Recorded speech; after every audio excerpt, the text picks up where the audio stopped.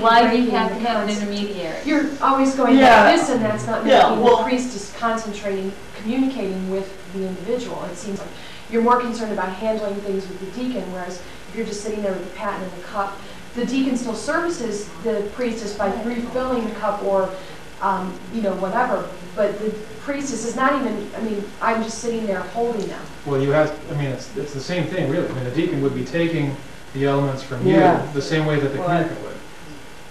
Except he'd be taking the paten rather than the... Right, but he would be to the side. He's not right in front, whereas the communicant just takes it off, and I don't have to move. Whereas with the deacon, I'd have to be like, well, take the paten, take the cup, and then have to reach for it again. Exercise on that. Yeah, it all sounds to me so similar as a priest being the go-between, and I thought that possibly maybe it was possible for anybody to have that, not just symbolic touching God's face or touching the face of God, but that anybody can do it, and anybody can do it again and again and again. It doesn't have to happen just once in a while. So what you're saying is... Why do you guys do it down here? What's the logic behind that? It wasn't really a logical decision. That's the way we learned it. Tradition. Apparently ought to be logical. We're talking about and this is energies and steps. If somebody stays on the second step, it's almost a reach to, when somebody's standing right in front of me, they're in my personal individual space, and I'm in theirs, and there's no longer that distinction. There's definitely a mix of energy, and if somebody's way down there, I mean, I could see myself going like this right out the yard.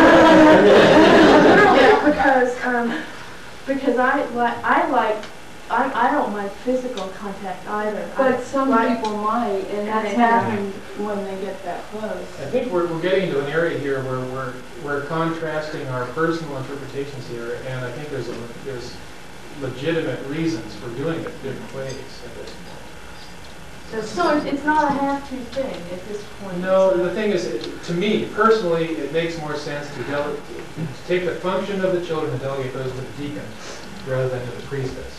But I'm reserving that as my personal opinion at this point, because it does say that the communicant communicates as did the priest. That's right.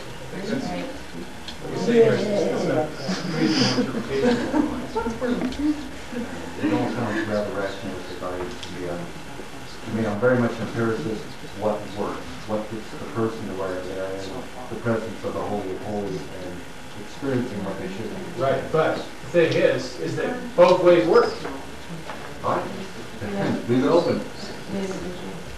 I think perhaps they might work a little bit differently. There might be somewhat of a different feeling to that. One of the things we do also, which I will have to admit is probably not exactly correct according to the book, is most of the people in our congregation, when they state there's no part of me that's not of God, they're facing the priestess and meeting her eyes. Well, I was going to say, when you do it from a large reading, the priestess will give a cooking to the congregant, and the priest has given the lambs to the deacon, who's basically over here on the side, showing people to the altar, and the priest will pour wine to the cup and serve the communion. Again, what we're talking about here is an improvisation for when we can't use children. Right. So in those kinds of cases, I think we're kind of left up to our own devices pretty much anyway. As I say again, ideally we should be using the children when we can. Oh, I didn't realize, because I'm talking about even with the children. With the children definitely serve the elements. That is